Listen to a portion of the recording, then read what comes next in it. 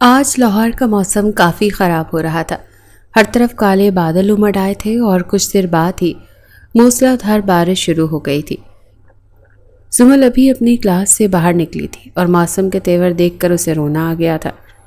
وہ بس یہی دعا کر رہی تھی کہ آج اسے کوئی رکشہ مل جائے تاکہ وہ جلد از جلد گھر پہنچ جائے۔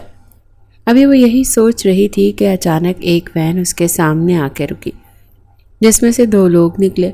ابھی زمل کچھ سمجھ پاتی کہ اس سے پہلے ہی انہوں نے کلوروفارم سے اسے بے ہوش کر دیا اور وین میں ڈال دیا۔ کچھ دیر بعد جب زمل کو ہوش آیا تو اس نے دیکھا کہ وہ کسی مرد کی باہوں میں تھی۔ وہ فوراً ڈر کر پیچھے ہوئی، مگر اس آدمی نے اسے اپنی گرفت پر اور بھی سختی کر دی۔ تم کون ہو؟ میں نے تمہارا کیا بگاڑا ہے؟ پلیز مجھے گھر جانے دو، زمل نے اس لڑکے سے ڈرتے ڈرتے پوچھا۔ بکواس بند کرو اپنی اور چپ کر کے بیٹھی رہو، ورنہ اچھا نہیں ہوگا تمہارے لیے، اس لڑکے نے جواب دیا۔ وہ جو کوئی بھی تھا کافی خوبصورت تھا، سانولی رنگت تھی مگر پرکشش نین نقش کا حامل تھا۔ کچھ دیر کے بعد وین ایک بڑے گھر میں آ کر رک گئی۔ اس لڑکے نے زمل کو بازوؤں سے پکڑا اور گھسیٹ کر باہر نکالا اور اندر لے جا کر ایک بڑے کمرے میں بند کر دیا۔ زمل وہیں نیچے زمین پر بیٹھ کر رونے لگی۔ اسے بار بار اپنے گھر والوں کا خیال آ رہا تھا کہ اگر وہ آج گھر نہ گئی تو اس کے چچا کی عزت خاک میں مل جائے گی۔ کچھ دیر بعد کمرے کا دروازہ کھلا اور وہی شخص اندر داخل ہوا۔ باہر چلو، ابھی تمہارا نکاح ہے میرے ساتھ۔ آتے ساتھ ہی اس نے زمل کے سر پر بم پھوڑا تھا۔ نہیں نہیں، میں نہیں کروں گی تم سے نکاح، تمہیں خدا کا واسطہ ہے، مجھے گھر جانے دو، میں تو تمہیں جانتی بھی نہیں ہوں۔ زمل نے روتے ہوئے اس سے التجا کی تھی۔ تم مجھے نہیں جانتی مگر میں تمہارے پورے خاندان کو بہت اچھے سے جانتا ہوں، اور ابھی تم سب بھی مجھے بہت اچھے سے جان جاؤ گے۔ رہی بات نکاح نہ کرنے کی تو ٹھیک ہے، نہ کرو نکاح، مجھے بغیر نکاح کے تمہارے ساتھ تعلق بنانے میں کوئی اعتراض نہیں ہوگا، اور میں تمہیں تمہارے گھر والوں کی شکل بھی نہیں دیکھنے دوں گا ساری زندگی۔ اس شخص نے زمل کے بالوں کو زور سے مروڑتے ہوئے جواب دیا۔ زمل اس کی بات سن کر کانپنے لگی۔ اسے کسی بھی قیمت پر اپنے گھر جانا تھا۔ ٹھیک ہے، میں تم سے نکاح کر لوں گی، مگر کیا اس کے بعد تم مجھے گھر چھوڑاؤ گے؟ ہاں، اب چلو باہر، مولوی صاحب انتظار کر رہے ہیں، اس شخص نے جان چھڑانے والے انداز میں کہا۔ زمل اس کے پیچھے پیچھے چلتی ہوئی باہر لاؤنج میں آ گئی، جہاں مولوی صاحب اور گواہان انتظار کر رہے تھے۔ چلیے مولوی صاحب، نکاح شروع کریں، گواہان میں سے ایک نے کہا۔ زمل بنت وجدان ملک، آپ کا نکاح باعوض 1 کروڑ حق مہر سکہ راج الوقت شاذر خان ولد محمد وارث خان کے ساتھ کیا جاتا ہے۔ کیا آپ کو یہ نکاح قبول ہے؟ زمل کا دل تو کیا کہ انکار کر دے اور یہاں سے بھاگ جائے، مگر اس کے پاس قبول کرنے کے علاوہ اور کوئی دوسرا راستہ نہیں تھا۔ قبول ہے، قبول ہے، قبول ہے، زمل نے بوجھل دل سے جواب دیا۔ یہ کیسا نکاح ہوا تھا اس کا جس میں اسے خود ہی اپنے دولہے کے بارے میں کچھ معلوم نہیں تھا سوائے نام کے، وہ بھی اسے نکاح کے دوران مولوی صاحب کے منہ سے پتہ چلا تھا۔ مولوی صاحب نے شاذر سے بھی وہی سوال کیا جو زمل سے کیا تھا۔ نکاح کے بعد مولوی صاحب اور گواہان چلے گئے، پیچھے بس زمل اور شاذر ہی بچ گئے تھے۔ اب تو مجھے گھر جانے دو، تم نے جو کہا میں نے کیا۔ زمل شاذر سے کہا تو ایسے کیسے جانے دوں؟ ابھی تو ہماری شادی ہوئی ہے، کچھ انجوائے بھی تو کرو۔ آج کی رات میں تمہارے اور تمہارے گھر والوں کے لیے عذاب بنا دوں گا۔ شاذر کی آنکھوں میں خون اترنے لگا۔ زمل ڈر کر پیچھے ہونے لگی، مگر شاذر نے بازو سے پکڑ کر اپنی طرف کھینچا۔ وہ اگلے ہی لمحے زمل اس کے سینے سے لگی تھی۔ نانا بیگم صاحبہ، اب مجھ سے دور ہونا ناممکن ہے۔ شاذر اسے روم میں لایا تھا اور بیڈ پر پٹک کر اپنی شرٹس کے بٹن کھولنے لگا۔ یہ آپ کیا کر رہے ہیں؟ زمل کی آنکھوں میں خوف تھا۔ وہی جو شادی کی رات میاں بیوی میں ہوتا ہے، شاذر نے جواب دیا۔ اس کے بعد زمل کی چیخوں پکار کے باوجود اس نے اپنا حق وصول کیا تھا۔ صبح جب شاذر کی آنکھ کھلی تو زمل بیڈ کے پاس بیٹھ کر سسکیوں سے رو رہی تھی۔ کس چیز کا ماتم کر رہی ہو؟ شوہر ہی ہوں میں تمہارا، کوئی غیر نہیں، اور جو کچھ رات کو ہوا وہ میرا حق تھا، شاذر نے اسے بولا تھا۔ زبل خاموش رہی۔ اب اٹھو اور باہر آؤ، یہ تمہارے باپ کا گھر نہیں ہے جہاں تمہارا ہر کام ملازم کیا کرتے تھے۔ آج سے اس گھر کا ہر کام تم کیا کرو گی اور مجھے کوئی بہانہ نہیں سننا کہ تمہیں یہ کام نہیں آتے۔ سمل کو اس نے کچن دکھا دیا تھا اور ناشتہ بنانے کا بھی کہہ دیا تھا۔ سمل نے اس کے لیے چائے اور انڈا پراٹھا تیار کیا اور لے جا کر ٹیبل پر رکھ دیا۔ شاذر نے جب دیکھا تو حیران رہ گیا کہ دکھنے میں تو سب صحیح لگ رہا تھا۔ جب اس نے کھا کر دیکھا تو واقعی میں بہت اچھا تھا۔ شاذر نے دل ہی دل میں اس کی تعریف کی، مگر پھر کچھ یاد آنے پر اچانک غصے میں آ کر اس نے چائے کا کپ زمل پر پھینک دیا۔ چائے سے زمل کے دونوں ہاتھ جل گئے۔ چائے اتنی گرم نہیں تھی، اسی لیے بچت ہو گئی۔ زمل کے درد کی چیخیں نکلی تھیں، مگر اس نے برداشت کر لیا۔ آپ میرے ساتھ یہ سب کچھ کیوں کر رہے ہیں؟ تمہارے باپ کی وجہ سے۔ میرے باپ نے کیا بگاڑا ہے آپ کا؟ تمہارے باپ نے میری دنیا تباہ کر دی۔ میری ماں بیوہ ہو گئی، میرے سر سے باپ کا سایہ چھین گیا، میں یتیم ہو گیا، اور تم پوچھ رہی ہو تمہارے باپ نے بگاڑا کیا تھا میرا؟ آپ کو کوئی غلط فہمی ہوئی ہوگی۔ میرے پاپا ایسا کبھی نہیں کر سکتے۔ تمہارا تو وہ باپ تھا، تم تو یہی کہو گی، مگر بہت جلد ہی اس کی اصلیت تمہیں دکھا دوں گا۔ اب مجھے پولیس اسٹیشن جانا ہے، اور جب میں واپس آؤں تو مجھے پورا گھر صاف چاہیے، ورنہ اچھا نہیں ہوگا تمہارے ساتھ۔ شاذر نے اسے دھمکی دی۔ آپ پولیس اسٹیشن کیوں جا رہے ہیں؟ سمل نے ڈرتے ڈرتے اس سے پوچھا تھا۔ تمہارے باپ کی طرح دوسروں کو دھوکہ دے کر ان کے بزنس سے حرام کی کمائی نہیں کھاتا۔ پولیس میں جاب کرتا ہوں اور حلال کماتا ہوں۔ وہ آپ مجھے میرے گھر کب جانے دیں گے؟ اس کی بات سن کر شاذر اس کے قریب آیا اور اس کا منہ زور سے دبوچا تھا۔ آئندہ میں تمہارے منہ سے گھر کا نام نہ سنوں۔ اب تم یہیں رہو گی اور یہی تمہارا گھر ہے۔ تم خاموش رہو گی تو اسی میں تمہاری بہتری ہوگی۔ آئی سمجھ؟ شاذر نے ابرو اچکا کر پوچھا تھا۔ جی اچھی بات ہے، اب میں جا رہا ہوں، اور جو کام میں نے تمہارے ذمہ لگایا ہے وہ یاد سے کر لینا، ورنہ یوں ہی مجھے غصہ آ جائے گا۔ تمہارے لیے بالکل بھی اچھا نہیں ہوگا۔ شاذر یہ کہہ کر باہر چلا گیا اور جاتے ہوئے گھر کو باہر سے لاک کر دیا تاکہ زمل بھاگنے کی کوشش میں ناکام ہو جائے۔ شاذر کی جانے کے بعد زمل نے اس کا بچا ہوا ناشتہ کیا اور جلے ہوئے ہاتھوں کے ساتھ صفائی میں مشغول ہو گئی۔ اسے یہ سب کام کرنے کی عادت تھی، اس لیے آج بھی اسے کوئی مشکل نہیں آئی تھی۔ پہلے اس نے کچن کو سارا ترتیب دیا کیونکہ کچن کی حالت کافی خراب تھی۔ ہر چیز بکھری پڑی تھی، لگ رہا تھا یہ کسی مرد کے استعمال میں رہا ہے، شاید وہاں شاذر کے علاوہ کوئی نہیں رہتا تھا۔ کچن کی صفائی میں ہی اسے کافی دیر لگ گئی تھی۔ وہاں سے فارغ ہو کر زمل نے ڈرائنگ روم کا رخ کیا۔ وہ پھر آہستہ آہستہ پورا گھر ہی صاف ہو چکا تھا۔ گھر اتنا زیادہ بڑا نہیں تھا۔ نچلی منزل پر ایک کمرہ، کچن اور ڈرائنگ روم تھے، اور اوپر والے حصے میں 2 کمرے اور ٹی وی لاؤنج تھا۔ جب ساری صفائی پوری ہوئی تو زمل نے گھڑی کی طرف نظر دوڑائی۔ وہ صبح 8 بجے کے کام کر رہی تھی اور اب 4 بج چکے تھے۔ اچانک اسے بھوک کا احساس ہوا تھا۔ کچن میں آ کر فریج میں دیکھا تو کھانے پینے کا کافی سامان رکھا ہوا تھا۔ زمل نے اپنے لیے روٹی بنائی اور شاذر کے لیے بھی کھانا تیار کر دیا کہ شاید وہ گھر آ کر پوچھے تو اسے ڈانٹ نہ پڑے۔ اس سب سے فارغ ہو کر تو آج اور کل کے واقعات کے بارے میں سوچنے لگی۔ ایک ہی دن میں اس کی زندگی کتنی بدل چکی تھی۔ پتہ نہیں کب میں رات کو گھر نہیں پہنچی ہوں گی تو چچا جان کتنا پریشان ہوئے ہوں گے۔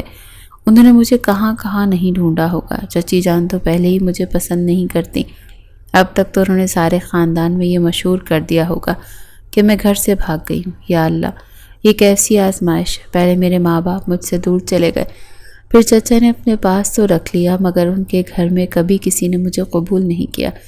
کتنی مشکل سے چچا اور چچی کو میں نے یونیورسٹی میں داخلے کے لیے منایا تھا۔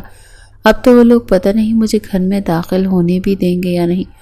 اور اب یہ انجان شخص جو کل ہی میری زندگی میں کسی طوفان کی طرح آیا اور میرا شریک حیات بن بیٹھا۔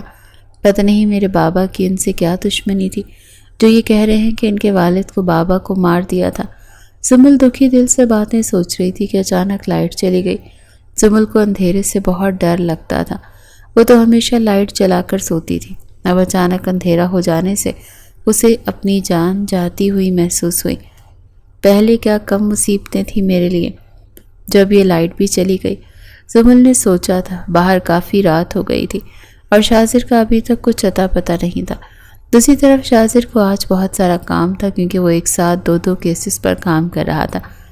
ایک تو بہت بڑا گروہ تھا، وہ لڑکیوں کو اغوا کر کے انہیں اللیگل طریقے سے باہر کے ممالک میں بھیجا کرتے تھے اور وہاں پر انہیں مہنگے داموں بیچ دیا کرتے تھے۔ دوسرا کیس اس کے باپ کے قتل کا تھا، جسے شاذر کے ماموں نے دولت کی خاطر مارا تھا، مگر وہ ابھی تک اس کے خلاف کچھ کر نہیں پا رہا تھا کیونکہ اس کے پاس کوئی ثبوت نہیں تھا، مگر شاذر کی ماں نے اسے سب بتایا تھا کہ کس طرح اس کے چھوٹے ماموں نے اس کے باپ سے بزنس میں دھوکہ کیا تھا، اور جب شاذر کے باپ نے اس سے بات پرس کی تو کچھ دن بعد ہی ان کا انہی کے آفس میں قتل کر دیا گیا۔ چونکہ اس کی کسی اور سے کوئی دشمنی نہیں تھی تو شاذر کی ماں کو یقین تھا کہ یہ ان کے بھائی نے ہی کیا ہے۔ اب شاذر کی جان کو بھی خطرہ تھا، چونکہ وہ اس وقت بہت چھوٹا تھا، اسی لیے ان سب باتوں کی اتنی سمجھ اسے نہیں تھی۔ ان حالات میں شاذر کے بڑے ماموں نے ان کا بہت ساتھ دیا تھا اور اپنی بہن اور بھانجے کو دوسرے شہر ایک محفوظ جگہ پر بھجوا دیا تھا، مگر اس سے پہلے کہ وہ اپنی بہنوئی کو انصاف دلا سکتے، ایک دن وہ اور ان کی بیوی ایک کار حادثے میں اللہ کو پیارے ہو گئے۔ پیچھے ان کے 2 سال کی بیٹی کو ان کے چھوٹے بھائی اپنے گھر لے گئے، مگر ان کی بیوی بچوں کو اس ننھی بچی کا وجود بالکل بھی قبول نہیں تھا۔ جب سے زمل نے ہوش سنبھالا تھا تب سے وہ اپنی چچی کے ظلم اور ستم برداشت کر رہی تھی اور اس سارے گھر کے کام کرواتی اور بلا وجہ اس کو مار پیٹ بھی کیا کرتی تھی، مگر زمل نے کبھی اف تک بھی نہیں کی تھی۔ اسے رہنے کے لیے اسٹور روم دیا گیا تھا جہاں وہ بس رات کو ہی سونے کے لیے جایا کرتی تھی۔ شاذر کو اپنے ماموں سے بدلہ لینا تھا، اسی لیے اس نے سوچا تھا کہ وہ ان کی بیٹی کو اغوا کر کے اپنے پاس رکھے گا، مگر اسے معلوم نہیں تھا کہ زمل اس کے بڑے ماموں کی بیٹی ہے، ورنہ وہ کبھی بھی ایسا نہ کرتا۔ جب شاذر اپنے کام سے فارغ ہوا تو 1 بج چکا تھا۔ اچانک اسے زمل کا خیال آیا، اوہ نو، میں کیسے بھول گیا کہ آج گھر پر میرے علاوہ بھی کوئی موجود ہے۔ شاذر نے سر پر ہاتھ مارا، اس نے جلدی سے گاڑی کی چابیاں اٹھائیں اور گھر کی طرف روانہ ہوا۔ جب وہ دروازہ کھول کر اندر داخل ہوا تو ہر طرف اندھیرا تھا، ایک کونے سے اسے سسکیوں کی آواز آئی۔ موبائل کی ٹارچ آن کی تو زمل زمین پر بیٹھ کر رو رہی تھی۔ شاذر اس کے پاس گیا تو وہ فوراً اٹھ کر اس کے گلے سے لگ کر اونچا اونچا رونے لگی۔ آپ اتنی دیر کیوں کر دی آپ نے؟ میں اتنا ڈر گئی تھی، مجھے لگا آپ مجھے چھوڑ کر چلے گئے ہیں۔ مگر شاذر تو اس کے گلے لگنے کی وجہ سے سن کھڑا تھا، اس کا دل زوروں سے دھڑکا تھا۔ اس نے خود کو دل ہی دل میں برا بھلا کہا کہ آج جلدی ہی آ جاتا کاش، مگر پھر زمل کو چھڑانے کے لیے کہا کہ مجھے پتا ہوتا تم میرے قریب آنے کے لیے اتنی بے چین ہو تو میں بہت جلدی آ جاتا۔ زمل اس کی بات سن کر جھجک کر فوراً سے پیچھے ہوئی تھی۔ آپ اسے اپنی غلطی کا احساس ہوا تھا کہ وہ شاذر کے کتنا قریب کھڑی تھی، شرم کی وجہ سے اس کے گال دھلنے لگے۔ گھر تو کافی اچھا صاف کر لیا تم نے، کھانا وغیرہ بھی بنایا یا بس سارا دن ایک ہی کام کرتی رہی ہو؟ اور اب مجھے بھوکا سلاؤ گی؟ شاذر نے پوچھا تھا۔ جی میں نے آپ کے لیے آلو گوشت بنایا ہے، میں لاتی ہوں ابھی۔ پھر کھڑی کیوں ہو؟ ابھی تک جاؤ۔ پھر شاذر کی بات سن کر زمل جلدی جلدی کچن میں آ کر کھانا گرم کرنے لگی اور تھوڑی ہی دیر میں سب شاذر کے سامنے تھا۔ شاذر اس بات پر حیران تو تھا کہ اس لڑکی کو سارے کام کیسے آتے ہیں، جبکہ وہ تو اتنے نازوں میں پلی ہوگی، مگر اپنی حیرت کو اس نے زبان پر نہیں آنے دیا۔ چپ چاپ کھانا کھاتا رہا۔ کچھ دیر بعد زمل کو مخاطب کیا، تم نے کھانا کھا لیا؟ نہیں، ابھی نہیں کھایا، آؤ ادھر بیٹھ کر کھاؤ۔ جی میں، زمل نے ڈرتے ڈرتے پوچھا، کیا تمہارے علاوہ بھی یہاں پر کوئی موجود ہے؟ جی نہیں۔ تو پھر بیٹھ بھی جاؤ اور کھاؤ، یا میں خود تمہیں گود میں اٹھا کر کھلاؤں؟ شاذر نے سنجیدگی سے کہا تھا، مگر اس کی آنکھوں میں شرارت تھی۔ زمل شرمندہ ہو کر اس کے سامنے والی کرسی پر بیٹھ کر تھوڑا تھوڑا کھانے لگی۔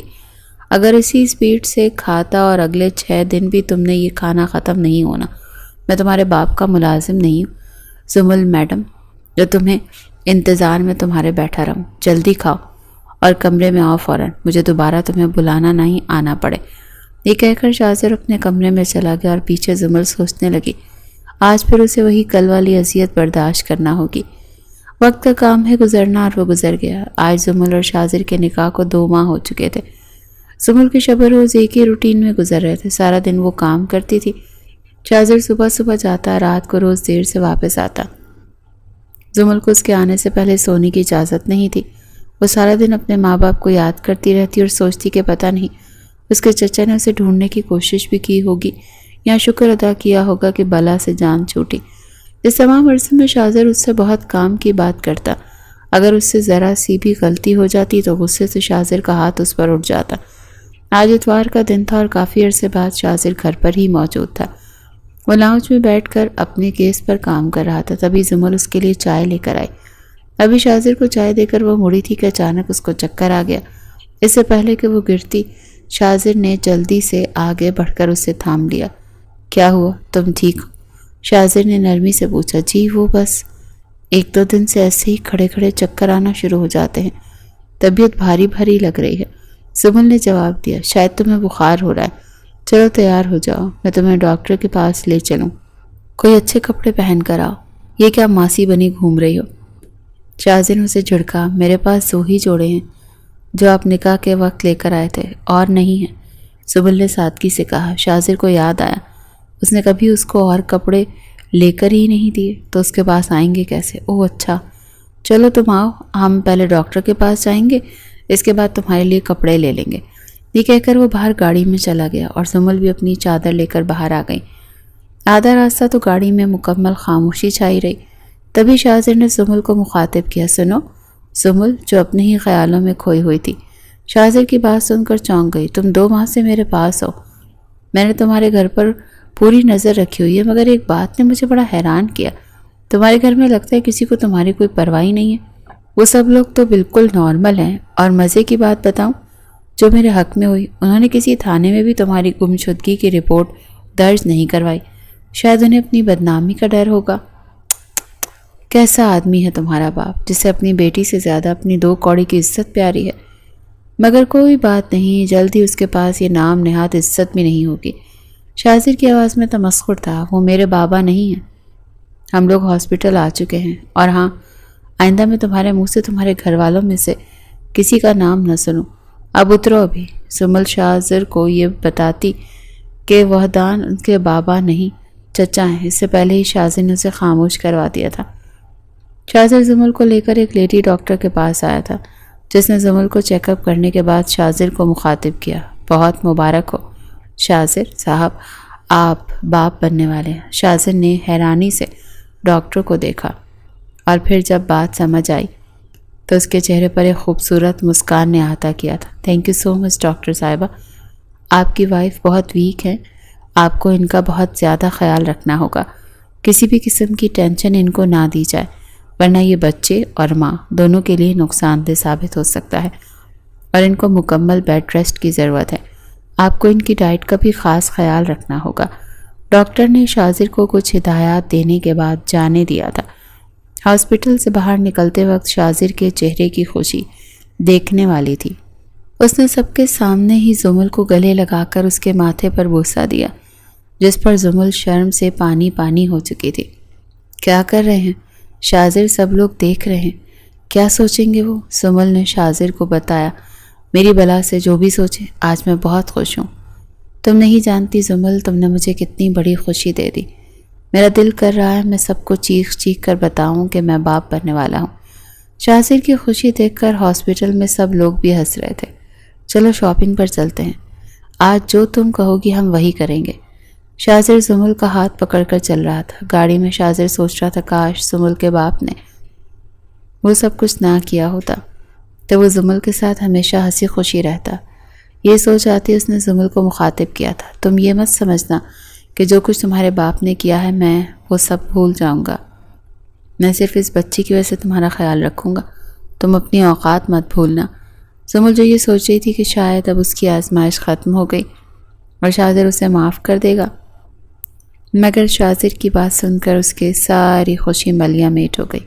شاپنگ مال جا کر بھی زمل کی ساری شاپنگ شاذر نے اپنی پسند سے کی تھی۔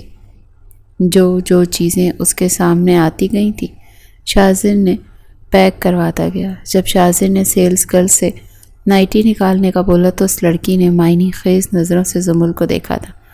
زمل کا دل کیا وہ کہیں چھپ جائے۔ وہ لوگ ابھی مال میں ہی تھے کہ زمل نے نظر اپنے کزن پر پڑی، جو وحدان چچا کی بڑی بیٹی کے ساتھ۔ اس سے پہلے کہ زمل اس کی طرف بھاگتی، شاذر نے اسے بازو سے پکڑا، کھینچ کر مال سے باہر لے آیا اور گاڑی میں دھکا دے کر زمل کو اندر کیا۔ خود بھی دوسری طرف سے آ کر بیٹھ گیا۔ بیٹھتے اس نے اپنا رخ زمل کی طرف کیا جو رونے میں مشغول تھی۔ شاذر نے اسے خود سے قریب کیا اور اس کے منہ کو دبوچ کر کہا، آئندہ اگر تمہارے گھر کا کوئی بھی فرد تمہیں کہیں بھی نظر آئے تو تم انہیں اگنور کرو گی۔ آج تو میں نے تمہیں معاف کر دیا، اگر تمہاری بہن تمہیں دیکھ لیتی تو میں تمہارے ساتھ بہت برا پیش آتا۔ وہ ہادیہ تھی، وہ میری بہن نہیں ہے۔ وہ تو چچا۔ سمل کی بات پوری ہونے سے پہلے ہی شاذر نے اس کے ہونٹوں پر انگلی رکھ دی، اسے خاموش کروا دیا۔ مجھ سے جھوٹ مت بولو، میں نے کہا تھا نا میں تم سب کو جانتا ہوں، تو ان بہانوں کا کوئی فائدہ نہیں ہے۔ گھر آ کر زمل کچن میں جانے لگی تو شاذر نے پوچھا کدھر جا رہی ہو؟ ادھر آ کر بیٹھ جاؤ، آج سے تم گھر کا کوئی کام نہیں کرو گی، میں آج سے ہی کسی کام والی کا انتظام کرتا ہوں۔ زمل خاموشی سے آ کر واپس بیٹھ گئی۔ شاذر نے اپنے کسی دوست کو کال کی، میٹ کا انتظام کرنے کا بولا۔ کال سے فارغ ہو کر وہ زمل کو دیکھنے لگا جو اپنی انگلیوں سے کھیل رہی تھی۔ وہ اتنی مگن تھی کہ جیسے اسے ضروری کوئی اور کام ہی نہ ہو اس دنیا میں۔ اس کے لیے شاذر نے نکاح والے دن کے بعد آج پہلی مرتبہ اس کو اتنے غور سے دیکھا تھا۔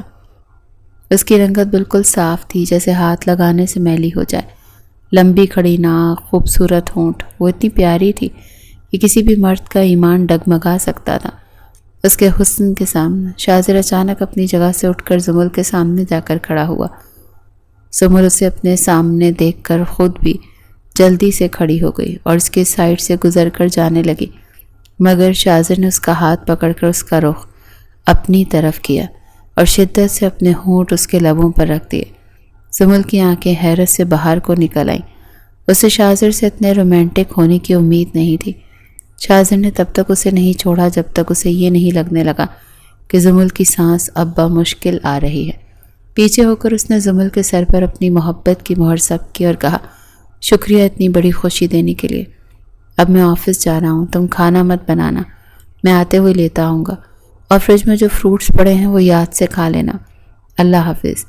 یہ کہہ کر شاذر باہر چلا گیا۔ پیچھے زمل اس کے بدلتے ہوئے رویے کو سمجھنے کی کوشش کرنے لگی، مگر پھر اسے شاذر کی بات یاد آئی کہ وہ اس کے ساتھ اپنا رویہ صرف اور صرف بچی کی وجہ سے تبدیل کر رہا ہے۔ وہ یہ سب صرف بچی کی وجہ سے کر رہے ہیں، ورنہ ان کے لیے میں تو صرف ایک بدلے کا ذریعہ ہوں۔ وہ تو شاید بچہ پیدا ہونے کے بعد مجھے چھوڑ بھی دیں گے یا شاید دوسری شادی کر لیں گے۔ میں بھی بہت جلد خوش فہمی پال لیتی ہوں، زمل نے دکھی دل سے سوچا تھا۔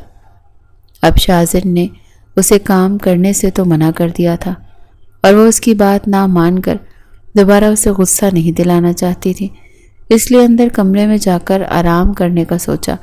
بیڈ پر بیٹھتے ہی اسے اپنے اندر موجود ننھی جان کا خیال آیا۔ اس کا ہاتھ لاشعوری طور پر اس کے پیٹ پر پڑا۔ اس کے چہرے پر خود بخود ہی مسکان آ گئی۔ ماں بننے کا احساس ایسا خوشکن تھا کہ اسے اپنا آپ ایک دم سے اچھا لگنے لگا۔ وہ کچھ دیر کے لیے اپنے سارے غموں کو بھول گئی تھی، مگر پھر جب اسے یہ خیال آیا کہ شاذر اسے چھوڑ دے گا اور دوسری شادی کر لے گا تو اس کی آنکھوں میں آنسو آ گئے۔ اگر اس کے بچے کو بھی وہی کچھ سہنا پڑا جو اس نے ساری زندگی برداشت کیا تو کیا ہوگا؟ اسے معلوم تھا کہ جب ماں اور باپ میں سے کوئی ایک یا دونوں ساتھ نہ ہوں تو دنیا والے ایسے بچے کی زندگی کو جہنم سے بھی بدتر بنا دیتے ہیں۔ اسے اپنے بچے میں اپنا آپ نظر آنے لگا۔ زمل کی آنکھیں آنسوؤں سے بھر گئی تھیں۔ وہ نہیں چاہتی تھی کہ اس کا بچہ بھی ویسی ہی زندگی گزارے جیسی اس نے گزاری ہے۔ اگر یہ بچہ اس دنیا میں آ گیا تو اس کی بھی زندگی خراب ہو جائے گی۔ نہیں، ایسا نہیں ہونا چاہیے۔ میں آج ہی شاذر سے بات کروں گی کہ مجھے یہ بچہ نہیں چاہیے۔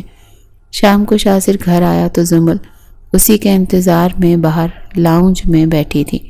شاذر کے ساتھ ایک درمیانی عمر کی عورت بھی تھی۔ زمل نے اسے حیرانی سے دیکھا۔ اس کے کچھ پوچھنے سے پہلے ہی شاذر بول پڑا، یہ حلیمہ آنٹی ہیں اور میرے دوست کے گھر پر کام کرتی ہیں، مگر آج سے یہ یہیں پہ رہیں گی اور سارے گھر کا کام بھی یہی کیا کریں گے۔ تمہیں اب سے کسی کام کو بھی ہاتھ لگانے کی ضرورت نہیں ہے، تم صرف آرام کیا کرو، اور یہ ابھی کا کھانا تو میں باہر سے لے آیا ہوں، تم آنٹی کو کچن دکھا دو تاکہ یہ کھانا لگا دیں۔ زمل نے ان کی بات سن کر سر ہلا دیا اور آنٹی کو لے کر کچن میں چلی گئی۔ حلیمہ آنٹی بہت نرم دل خاتون تھی۔ ان کے آگے پیچھے کوئی نہیں تھا۔ وہ کافی عرصے سے شاذر کے دوست کے گھر پر ہی کام کر رہی تھی۔ زمل انہیں بہت معصوم لگی تھی۔ انہوں نے دل سے اس کی خوشیوں کی دعا کی تھی۔ زمل نے ان سے بہت پیار سے بات کی اور سارا کام بھی سمجھا دیا۔ کچھ ہی دیر میں دونوں میں اچھی خاصی دوستی ہو چکی تھی۔ کھانا کھانے کے بعد شاذر تو اپنے کمرے میں چلا گیا۔ زمل نے بھی حلیمہ آنٹی کو ان کا کمرہ دکھایا اور جلدی سے کمرے کا رخ کیا کیونکہ اسے شاذر سے بات کرنی تھی۔ وہ کمرے میں تو آ چکی تھی مگر اسے اب یہ سمجھ نہیں آ رہا تھا کہ بات کیسے شروع کریں۔ شاذر صوفے پر بیٹھ کر لیپ ٹاپ پر اپنے کیس پر کام کر رہا تھا، ساتھ ہی ساتھ زمل کو بھی نوٹ کر رہا تھا جو بیٹھ کے کونے پر بیٹھ کر اپنی انگلیوں کو مروڑ رہی تھی۔ شاذر کو پتہ چل گیا کہ اسے کوئی بات کرنی ہے۔ کیا بات کرنی ہے تمہیں؟ شاذر نے آخر کار پوچھ ہی لیا تھا۔ زمل نے اپنی بات کے لیے الفاظ ڈھونڈے مگر اسے معلوم نہیں تھا کہ جو بات وہ کہنے آئی تھی اس کے شاذر اس کی زندگی کو ہی جہنم بنا دے گا۔ وہ میں کہہ رہی تھی کہ زمل اس سے آگے کچھ بول نہیں پا رہی تھی۔ کو بھی کہنا ہے بعد میں بول دینا، ابھی میں نے اپنا بہت سارا کام کرنا ہے، تب تک تم جاؤ اور جو نائٹی میں نے تمہیں آج دلائی تھی نا وہ پہن کر آؤ، شاذر نے اسے کہا تھا۔ کیا؟ زمل کی آنکھیں حیرت سے باہر نکلنے کو تھی۔ کیا مطلب کیا؟ جو کہا ہے وہی کرو، مگر میں وہ نہیں پہن سکتی، مجھے بہت شرم آئے گی آپ کے سامنے۔ زمل منمنائی تھی۔ اگر تمہیں پہننی نہیں آتی تو کوئی بات نہیں، میں پہنا دوں گا، اور شرم کی کیا بات، میں شوہر ہوں تمہارا اور تمہیں مجھ سے تو نہیں آنی چاہیے شرم۔ شاذر نے کہا تھا۔ زمل کو مجبوراً نائٹی پہننے کے لیے جانا پڑا۔ اسے واش روم میں آ کر شاذر کا دلایا ہوا ڈریس پہن تو لیا مگر اب اسے باہر جانے میں جھجک ہو رہی تھی۔ یہی سوچ سوچ کر اس کا دل زور زور سے دھڑک رہا تھا۔ اب شاذر اس سے اس طرح سے دیکھے گا تو اس کی کیا حالت ہوگی۔ جب کافی دیر تک شاذر کے انتظار کرنے کے باوجود بھی زمل باہر نہیں آئی تو اس نے واش روم کے باہر کھڑے ہو کر زمل کو آواز لگائی۔ کیا ہو گیا یار، ابھی تک تم نے نہیں پہنی کیا؟ اگر پہن لی ہے تو فوراً باہر آؤ ورنہ میں خود ہی اندر آ جاؤں گا۔ شاذر کی دھمکی سن کر زمل نے جلدی سے دروازہ کھولا اور باہر نکل آئی۔ شاذر نے جب اس کے دودھیا بدن کو دیکھا تو مبہوت ہی رہ گیا۔ زمل تو مکمل حسن کی جیتی جاگتی تصویر تھی۔ شاذر نے آگے بڑھ کر اسے اپنے قریب کیا اور اس کی کمر پر ہاتھ رکھا۔ وہ دونوں ایک دوسرے کے اتنے قریب تھے کہ شاذر زمل کے دل کی دھڑکن بھی سن سکتا تھا۔ شاذر نے آرام سے زمل کو بیڈ پر بٹھایا اور خود بھی دوسری طرف سے آ کر لیٹ گیا۔ اس نے زمل کو لیٹنے کا اشارہ کیا تو اس کے بازو پر سر رکھ گئی تھی۔ اس نے وہ بات کرنے کا ارادہ ترک کر دیا تھا۔ وہ اتنے حسین لمحے گنوانا نہیں چاہتی تھی۔ سب ٹھیک ہو جائے گا، میں اس بچے کو کچھ نہیں کروں گی، کیا پتہ اس کے آنے کے بعد شاذر کے دل میں میرے لیے بھی نرمی پیدا ہو جائے، زمل نے پر امید ہو کر سوچا تھا۔ شاذر نے اس کا رخ اپنی طرف کیا تھا اور اس کے بالوں میں سر دیے سونے لگا۔ زمل بھی دھڑکتے دل کے ساتھ سونے کی کوشش کرنے لگی مگر شاذر کو اپنے اتنے قریب پا کر نیند تو جیسے اس سے دور چلی گئی تھی۔ وہ کافی دیر تک اپنے اور شاذر کے بارے میں سوچتی رہی۔ آخر کار رات کے کسی پہر اس کی بھی آنکھ لگ گئی۔ شاذر کی آنکھ کھولی تو زمل اس کے پہلو میں سو رہی تھی۔ رات کو دیر سے سونے کی وجہ سے آج صبح اس کی آنکھ نہیں کھل سکی تھی۔ سوتے ہوئے شاذر کو اور زیادہ معصوم لگی تھی۔ اس نے آرام سے زمل کا سر اپنے بازو سے ہٹایا اور اس کے اوپر چادر درست کی۔ شاذر نے باہر آ کر حلیمہ آنٹی سے ناشتہ بنانے کو بولا۔ ناشتے کے بعد تیار ہو کر وہ آفس چلا گیا تھا۔ شاذر کا پہلا کیس جو لڑکیوں کی اسمگلنگ کے بارے میں تھا وہ تقریباً پورا ہونے والا تھا، اسی لیے وہ آفس کے ساتھ ساتھ گھر پر بھی اسی بارے میں تحقیق کرتا رہتا تھا۔ اس گینگ کے کچھ لوگ شاذر کی ٹیم کے ہاتھ لگ چکے تھے اور جو باقی بچے تھے انہیں بھی بھنک لگ چکی تھی کہ پولیس ان کے پیچھے بہت بڑی طرح سے پڑی ہے۔ ان لوگوں نے شاذر کو بہت سے پیغامات بھیجوائے کہ وہ ان کا پیچھا چھوڑ دے اور اس کیس کو یہیں پر ختم کر دیں ورنہ اس کے لیے اچھا نہیں ہوگا۔ انہوں نے شاذر کو کافی پیسوں کی بھی آفر کی تھی، اگر وہ اس کیس کو چھوڑ دے گا تو اسے مالا مال کر دیں گے، مگر شاذر کے اندر ابھی تک انسانیت باقی تھی۔ وہ چند نوٹوں کی خاطر اپنے ایمان کا سودا نہیں کر سکتا تھا۔ اس کے لیے نوٹوں کی گڈی سے زیادہ وہ انسانی جانیں اہم تھی، جو ہر لمحہ اس انتظار میں تھیں کہ جب کوئی ان کا مسیحا بن کر آئے گا اور ان کو اس دوزخ سے نکالے گا جس میں وہ بغیر کسی گناہ کے قید تھی، جہاں ان سے جانوروں جیسا سلوک کیا جاتا تھا۔ ان کی قیمت لگائی جاتی تھی، باہر کے ممالک میں جا کر انہیں مہنگے داموں کسی مرد کو بیچا جاتا۔ جب اس کا دل ایک لڑکی سے بھر جاتا تو وہ اسے کسی اور کو بیچ دیا کرتا۔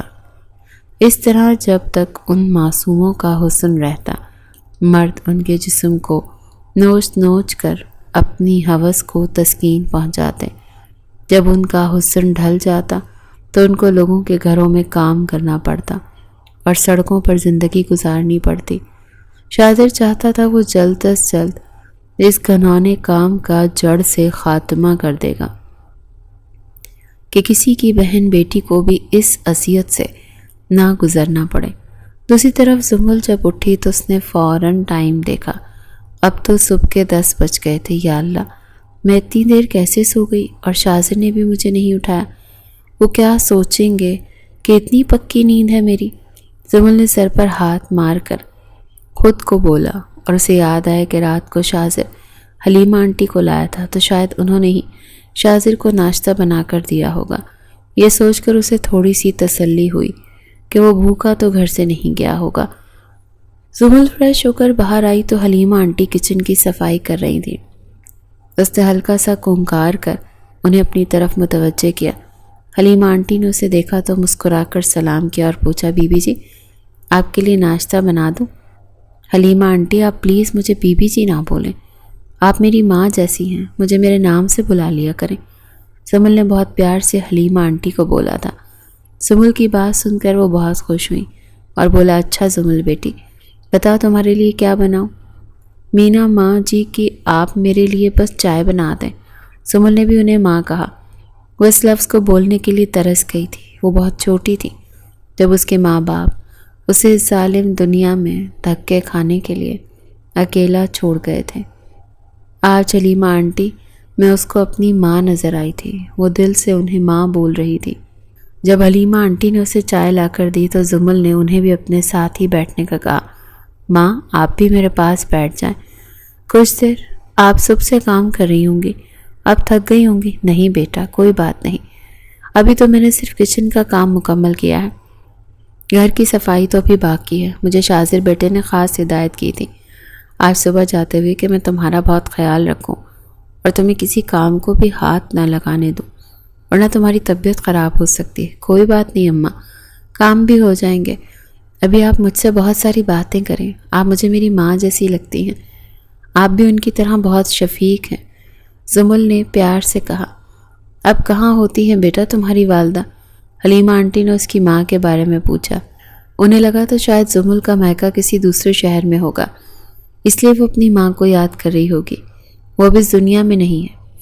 میں 3 سال کی تھی جب ان کا اور میرے بابا کا ایکسیڈنٹ ہوا تھا اور وہ دونوں ہمیشہ ہمیشہ کے لیے مجھے چھوڑ کر دور چلے گئے۔ میرا کوئی بہن بھائی بھی نہیں ہے، بس میں اپنے والدین کی اکلوتی اولاد تھی۔ ان کی وفات کے بعد میں اپنے چچا کے پاس رہا کرتی تھی۔ ان کے گھر میں کسی کو میرا وجود پسند نہیں تھا، میں ان کے لیے ایک بوجھ تھی۔ میری چچی مجھ سے اور میری ماں سے بہت نفرت کرتی تھی، مگر مجھے آج تک ان کی نفرت کی وجہ معلوم نہیں ہو سکی۔ آپ دعا کیا کریں میری اور شاذر کی آگے آنے والی زندگی آسان ہو۔ زمل نے حلیمہ اماں کو اپنے بارے میں سب کھل کر بتا دیا۔ آج پہلی دفعہ اسے یہ موقع ملا تھا کہ وہ کسی سے اپنے دل کی بات کر سکتی۔ اسکول میں بھی اس کی کبھی کوئی دوست نہیں بنی تھی اور گھر میں اس کے کزن ہمیشہ اس سے دور ہی رہا کرتے تھے۔ بچپن میں جب وہ اپنے والدین کی وفات کے بعد پہلی دفعہ ان کے گھر گئی تھی تو اس کی کزن ہادیہ نے اس سے دوستی کرنی چاہی تھی، وہ ہر وقت زمل کے ساتھ رہا کرتی تھی، اس سے باتیں کرتی تھی اور اسے اپنے ساتھ کھلایا بھی کرتی تھی۔ اس کی ماں کو یہ سب پسند نہیں تھا۔ جب بھی ہادیہ زمل کے پاس جاتی تو اس کی ماں فوراً اسے اپنے پاس بلا لیا کرتی تھی اور زمل سے دور رہنے کا کہا کرتی تھی۔ ماں کے ڈر کی وجہ سے ہادیہ نے اس کے پاس آنا کم کر دیا تھا، مگر کبھی کبھی چھپ چھپا کر وہ اس سے باتیں کیا کرتی تھی اور اس کی مدد بھی کر دیا کرتی تھی۔ ہادیہ اس کے لیے کچھ نہ کچھ کھانے کو بھی لے کر آیا کرتی تھی، اس کی پڑھائی میں بھی مدد کر دیا کرتی تھی۔ اسی لیے کل جب اس نے ہادیہ کو مال میں دیکھا تو اس کے پاس جانا چاہا، مگر شاذر نے اسے ملنے نہیں دیا۔ حلیمہ اماں اس کی باتیں سن کر کافی دکھی سی ہو گئی تھیں۔ انہیں اس معصوم لڑکی پر بڑا ترس آیا۔ بیٹا، اللہ پاک کا تم پر کرم ہے کہ اس نے شاذر بیٹے کو تم سے ملوایا۔ میری آنکھوں کے سامنے پلا بڑا ہے، بہت اچھا بچہ ہے۔ اس کی ماں نے اس کی بہت بہترین انداز میں تربیت کی ہے، وہ بھی بہت اچھی خاتون ہے۔ شاذر نے بھی اپنی زندگی میں بڑی مشکلات دیکھی ہیں، مگر اس نے کبھی ہمت نہیں ہاری، دل لگا کر پڑھائی اور آج اپنی محنت کی وجہ سے ہی وہ اس مقام پر آ پہنچا ہے۔ اللہ تم دونوں کی جوڑی کو سلامت رکھے، آمین۔ حلیمہ اماں نے دل سے دعا کی تھی، مگر زمل تو ان کی اس بات میں ہی اڑ گئی تھی کہ شاذر کی والدہ بھی تھی۔ پہلے اس کا دل کیا کہ وہ حلیمہ اماں سے ان کے بارے میں پوچھے گی، مگر پھر اسے خیال آیا کہ انہیں تو معلوم ہی نہیں کہ شاذر اور اس کی شادی کس طرح ہوئی تھی، اسی لیے بات اس نے شاذر سے ہی پوچھنے کا فیصلہ کیا۔ حلیمہ اماں اب کام کرنے کے لیے چلی گئی تھی۔ پیچھے زمل یہ سوچنے لگی کہ اگر شاذر کی والدہ زندہ تھی تو شاذر نے کبھی ان سے ملوایا کیوں نہیں، اور نہ ہی کبھی ان کے بارے میں کوئی بات کی۔ اگر تو شاذر کے والد نہیں ہیں تو پھر وہ کس کے ساتھ اور کہاں رہتی ہیں؟ شاید شاذر کے کسی بہن بھائی کے پاس رہتی ہوں گی، اور شاذر نے ان سے مجھے اس لیے نہیں ملوایا ہوگا کہ یہ شادی تو انہوں نے بابا سے بدلہ لینے کے لیے کی ہے۔ اصل میں تو وہ اپنی ماں کی مرضی سے شادی کریں گے۔ زمل خود ہی سوال کیے جا رہی تھی اور خود ہی ان کے جوابات بھی دیتی جا رہی تھی۔ اگر شاذر نے بابا سے بدلہ لینا تھا تو وہ ایسے کیوں کر رہے تھے؟ بہت جلد وہ مجھے ان کی اصلیت دکھا دیں گے اور بابا کو ان کے انجام تک پہنچائیں گے۔ مگر بابا تو 20 سال پہلے ہی فوت ہو گئے تھے، تب وہ انہیں کیسے سزا دلوائیں گے؟ یا شاید وہ میرے ذریعے اپنا بدلہ پورا کر رہے ہوں، کس طرح میرے بابا کو تکلیف ملے۔ زمل کو کچھ سمجھ نہیں آ رہا تھا کہ شاذر کر کیا رہا تھا۔ شام کو جب شاذر واپس آیا تو زمل اور حلیمہ اماں باہر لان میں بیٹھی باتیں کر رہی تھی۔ وہ بھی ادھر ہی چلا آیا۔ کیا باتیں ہو رہی ہیں بھائی؟ شاذر نے مسکرا کر اماں سے سوال کیا۔ کچھ نہیں بیٹا، بس اب ماں بیٹی کو اندر مزہ نہیں آ رہا تھا تو ٹھنڈی ہوا لینے باہر لان میں آ گئے، اماں نے جواب دیا۔ چلیں اچھی بات ہے، اب تو زمل بھی گھر میں بور نہیں ہوا کرے گی اور اس کا وقت بھی اچھا گزرے گا۔ شاذر کہنے لگا، ہاں بیٹا ماشاءاللہ بہت ہی پیاری بچی ہے، بڑی فرما بردار ہے ماشاءاللہ۔ یہ بتاؤ تمہیں کدھر سے مل گئی زمل بیٹی؟ اماں نے شاذر سے سوال کیا۔ زمل بھی اس کی طرف دیکھنے لگی، وہ بھی جاننا چاہتی تھی کہ آخر اب وہ اماں سے کیا کہے گا۔ ارے اماں، مجھے تو خود ہی مل گئی، ڈھونڈنے کی ضرورت ہی نہیں پڑی، یہ تو میرے ماموں کی بیٹی ہے، ہم کزنس ہیں۔ شاذر نے حلیمہ اماں کو سچ بتایا تھا، مگر زمل کو یہ سب جھوٹ ہی لگا تھا۔ اس کے بابا لوگ تو بس 2 ہی بھائی تھے، مگر وہ یہ نہیں جانتی تھی کہ شاذر سب سچ ہی کہہ رہا تھا، وہی اصل سچائی سے بے خبر تھی۔ کتنے اطمینان سے اماں کے سامنے اتنا بڑا جھوٹ بول دیا، ہر وہ بیچاری اس کو اتنا معصوم سمجھتی، انہیں کتنا برا لگے گا جب انہیں شاذر کی سچائی معلوم ہوگی۔ زمل نے شاذر کو دیکھ کر سوچا تھا، اچھا میں کمرے میں جا رہا ہوں، زمل نے جب فری ہو جانا تو آ جانا، مجھے کچھ کام ہے تم سے۔ شاذر زمل کو کہہ کر اندر چلا گیا۔ اچھا اماں میں کمرے میں جاتی ہوں، پتہ نہیں ان کو کوئی ضروری کام نہ ہو۔ زمل بھی شاذر کے پیچھے ہی اندر آ گئی تھی۔ کیا کام تھا آپ کو؟ زمل نے اندر آ کر شاذر سے پوچھا تھا۔ مجھے تو کوئی کام نہیں تھا، شاذر نے مزے سے جواب دیا، جو بیڈ پر لیٹا موبائل فون چلا رہا تھا۔ کیا مطلب کوئی کام نہیں تھا؟ تو پھر آپ نے مجھے باہر کیوں بولا یہ؟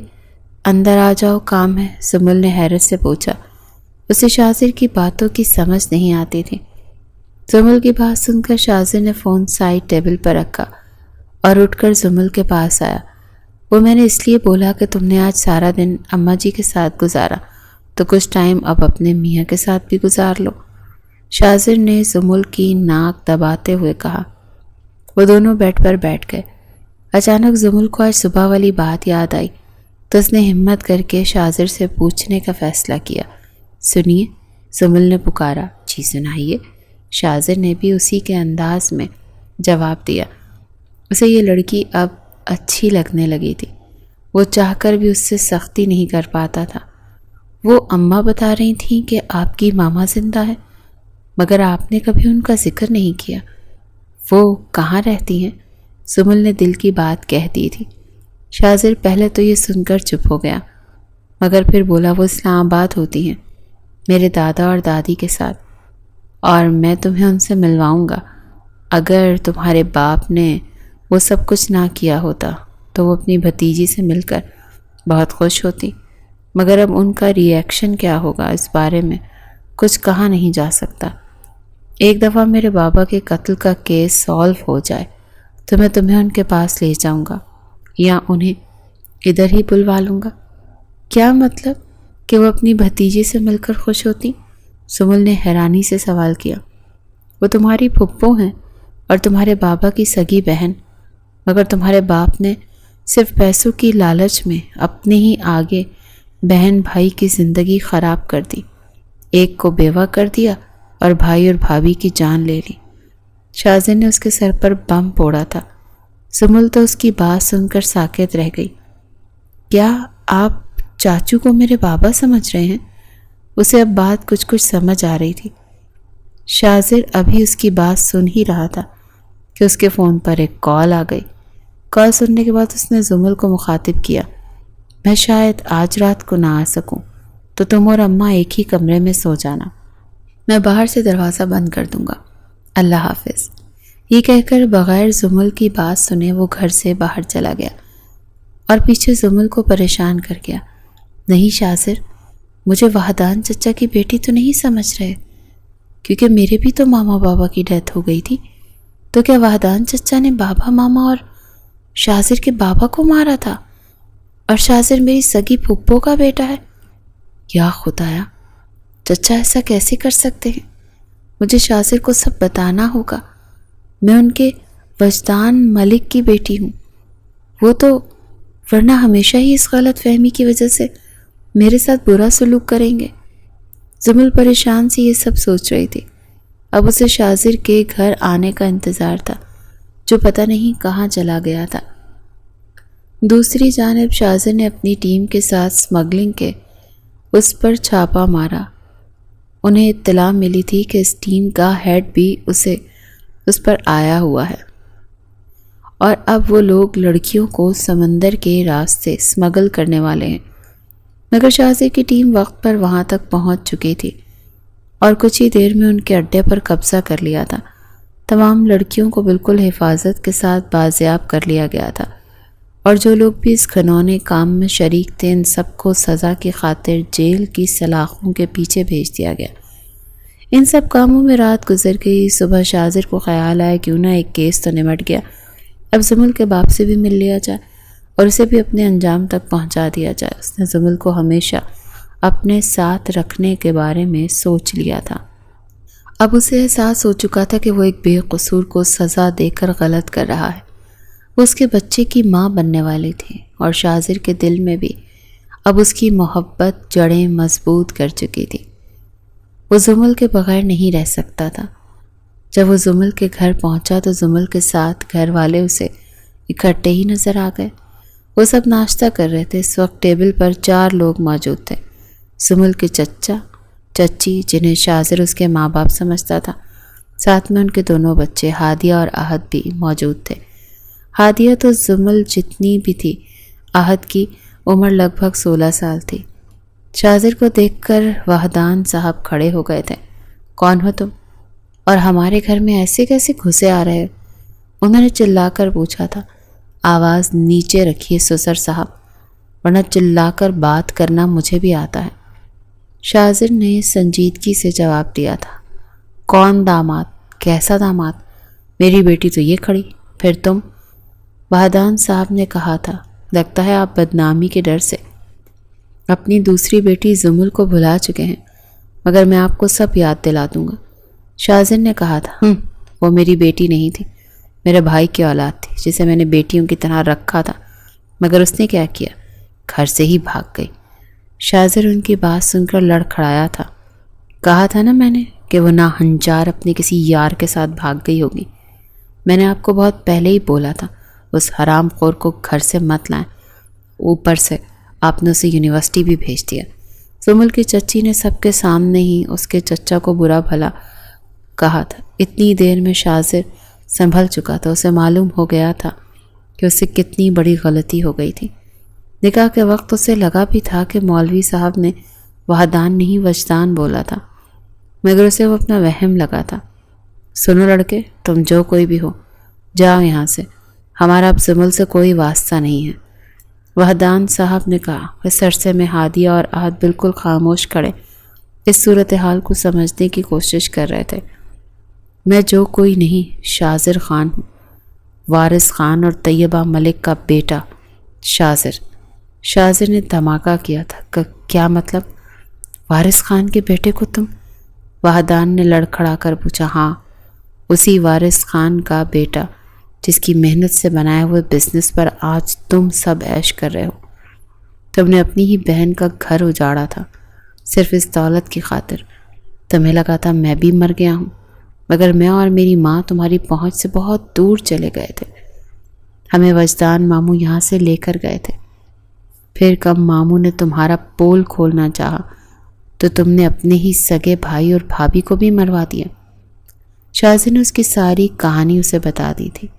وحدان اور اس کی بیوی کا رنگ فک ہو گیا تھا، مگر وحدان نے فوراً خود کو کنٹرول کیا اور ہنستے ہوئے کہا، تو بھانجے صاحب، اب آپ اپنے اس چھوٹے ماموں سے بدلہ لینے آئے ہیں؟ ہاں، مارا میں نے بھائی بھابھی اور تمہارے باپ وارث کو، کیونکہ شرافت کی زبان تو ان لوگوں کو سمجھ ہی نہیں آتی تھی۔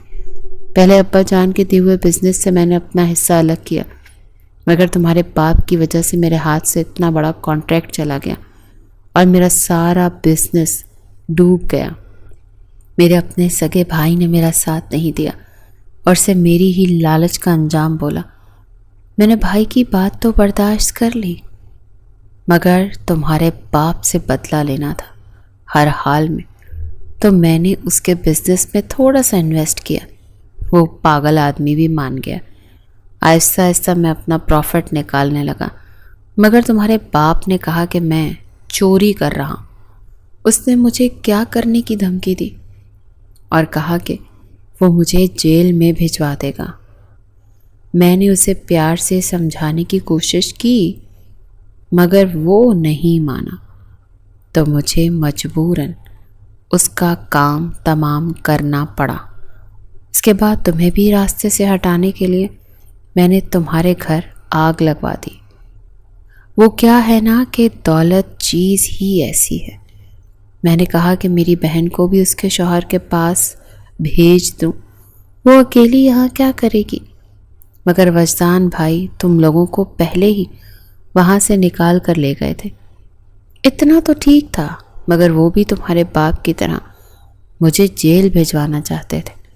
میں تو جیل نہ گیا، مگر وہ دونوں میاں بیوی بھی تمہارے باپ کے پاس چلے گئے اور زمل عذاب میرے گلے پڑ گئی۔ مگر کوئی بات نہیں، اب تم دونوں کو بھی ان سب کے پاس جانا ہوگا۔ یہ کہہ کر وہ پاگلوں کی طرح ہنسے تھے۔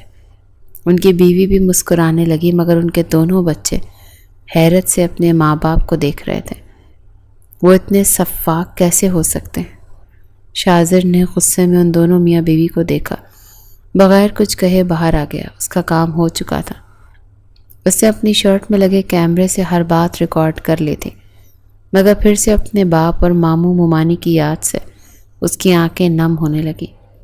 اسے زمل کا خیال آیا، وہ بیچاری تو بالکل بے قصور تھی۔ شاذر کی ماں تو زندہ تھی، زمل تو اس کی شفقت سے بھی محروم تھی۔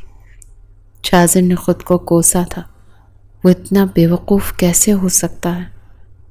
اس نے کئی بار بتانے کی کوشش بھی کی تھی، مگر اس نے کبھی زمل کی نہیں سنی، اور آج حقیقت نے اسے جو آئینہ دکھایا، اس کا دل کیا تھا کہ وہ مر جائے۔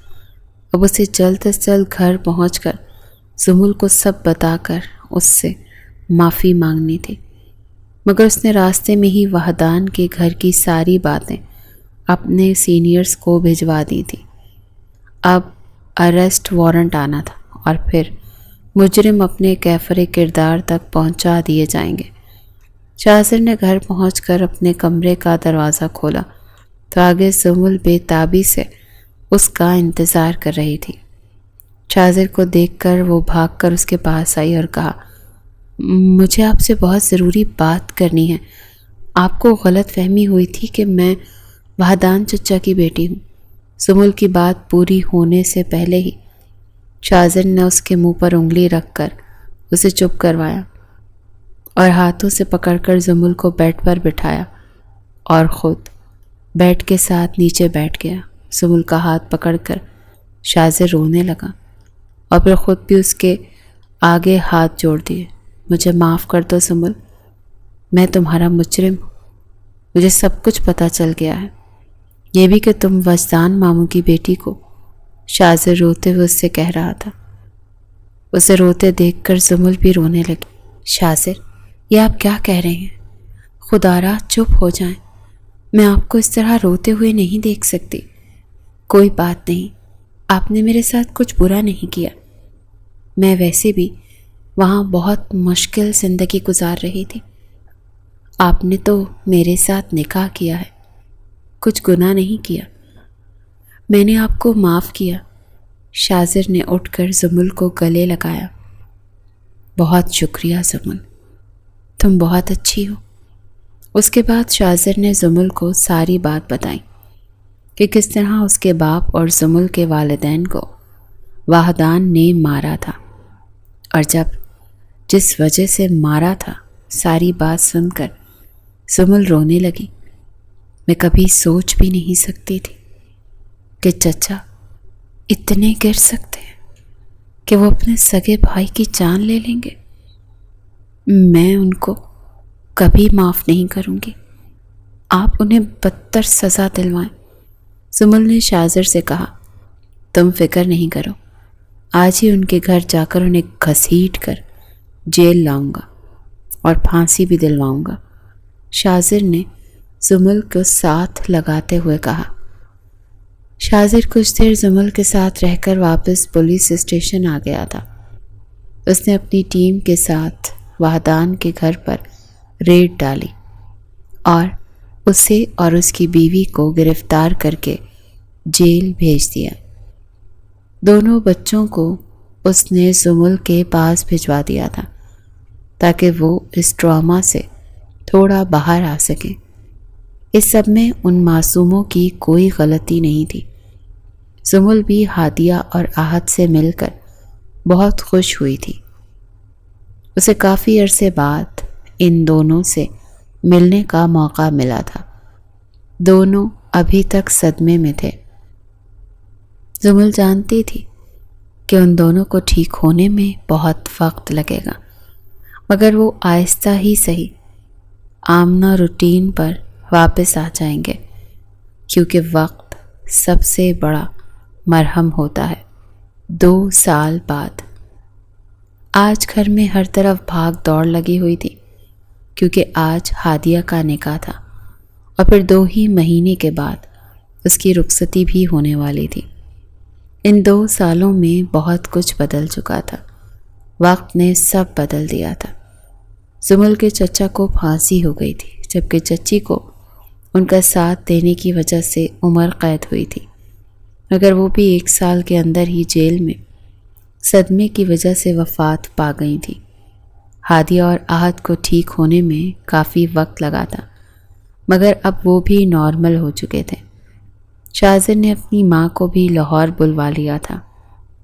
وہ اپنے تینوں بھتیجوں سے مل کر بہت خوش ہوئی تھی۔ شاذر اور زمل کو خدا نے جڑواں بچوں سے نوازا تھا۔